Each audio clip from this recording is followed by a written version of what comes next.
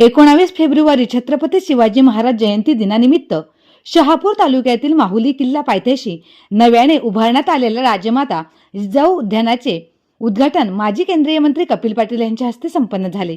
माहुली जिल्हा परिषद हद्दीतील या उद्यानात येणाऱ्या पर्यटकांसाठी अद्ययावत सोयी सुविधा निर्माण करण्यात आल्या असून छत्रपती शिवाजी महाराजांचा इतिहास उजळणी व्हावा या उद्देशाने या उद्यानाची निर्मिती करण्यात आली आहे। माजी मंत्री कपिल पाटील यांच्या हस्ते फीत कापून व श्रीफळ फोडून उद्यानाचे लोकार्पण यावेळी करण्यात आले।